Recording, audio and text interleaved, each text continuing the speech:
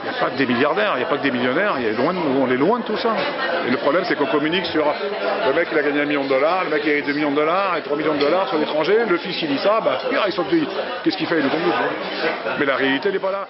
Les sommes vertigineuses en jeu dans les gros tournois ont attiré la curiosité de l'administration. Alors que depuis toujours, les gains au poker ne sont pas soumis à l'impôt, la question se pose aujourd'hui. Depuis quelques années, il y a eu un double effet. Il y a eu un effet de médiatisation du poker, en évoquant des gains considérables, des gains à 6 chiffres, et surtout un phénomène de professionnalisation du poker qui a eu pour effet que l'administration a été conduite à s'interroger sur le traitement des gains qui étaient tirés par certains joueurs du fait d'une pratique entre guillemets professionnelle du poker.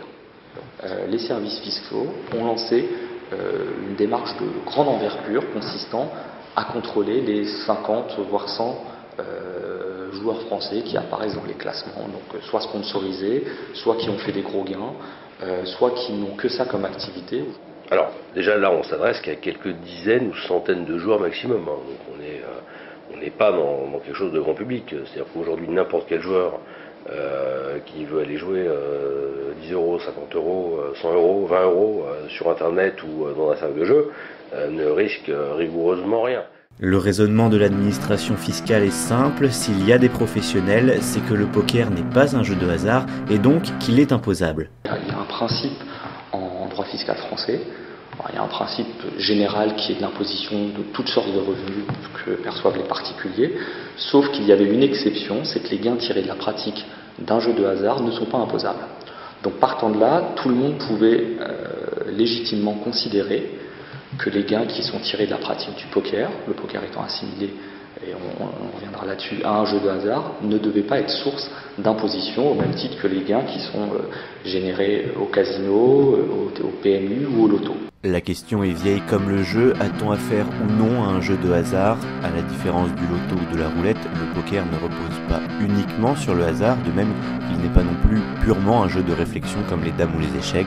En fait, réflexion et hasard sont les deux composantes indissociables du jeu. Le hasard, c'est la manifestation d'un élément imprévu, imprévisible et qui va avoir une incidence sur la partie en cours.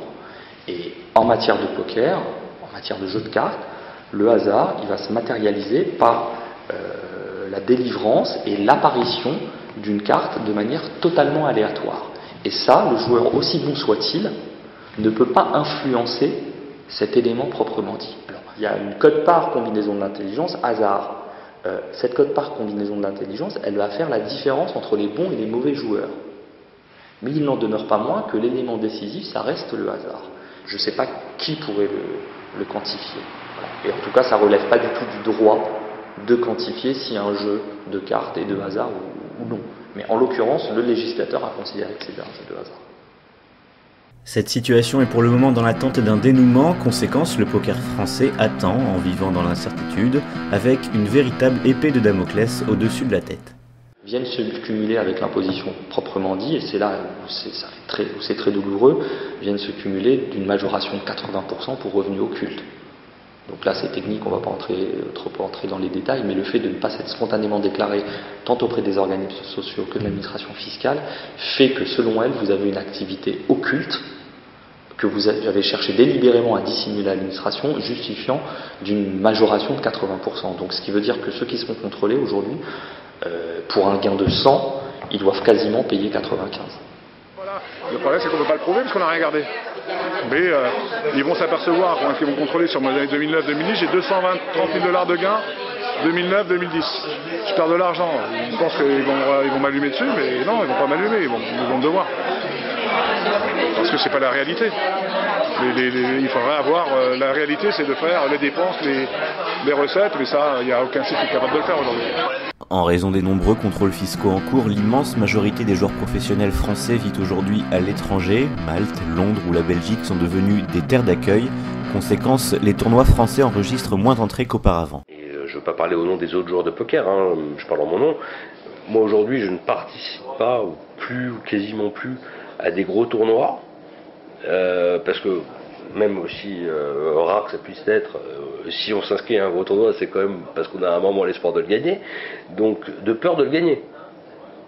Donc on est dans une situation complètement ubuesque. C'est-à-dire que j'attends, et on est beaucoup dans ce cas-là, à ce que l'État légifère pour pouvoir recommencer à participer à des contournements. Moi, je me pose la question de partir. C'est pas une question que j'ai complètement oubliée. Je me pose la question tout le temps, sans cesse. C'est sûr que si je continue ma carrière, que je fais $1 million de gains comme ça, comme j'ai fait l'année dernière, voilà, que j'ai fait une fois, c'est quand même compliqué à refaire. Mais si je vois que c'est des gains réguliers, c'est sûr que je partirai. Parce que c'est pas clair, parce que j'ai pas envie d'être harcelé, parce que voilà, plein de choses.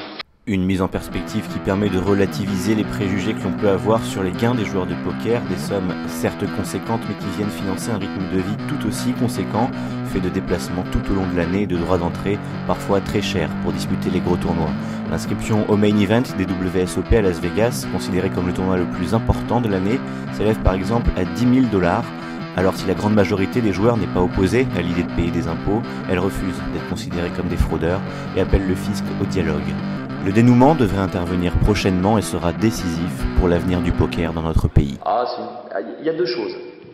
Il y a le caractère éthique et moral, et il y a l'aspect juridique. Moi, je considère qu'aujourd'hui, il y a des failles juridiques qui permettent de dire que le poker est un jeu de hasard. Enfin là, c'est même pas une faille, c'est une évidence. Et de considérer que les gains tirés de sa pratique ne sont pas imposables. Maintenant, est-ce que moralement, il faut que les joueurs professionnels ne soient pas imposés ? C'est un autre débat, et compte tenu des montants en jeu, je ne pense pas qu'il soit illégitime qu'ils soient imposés. Mais maintenant, eux-mêmes le souhaitent, il faut simplement que les règles du jeu soient claires dès le départ.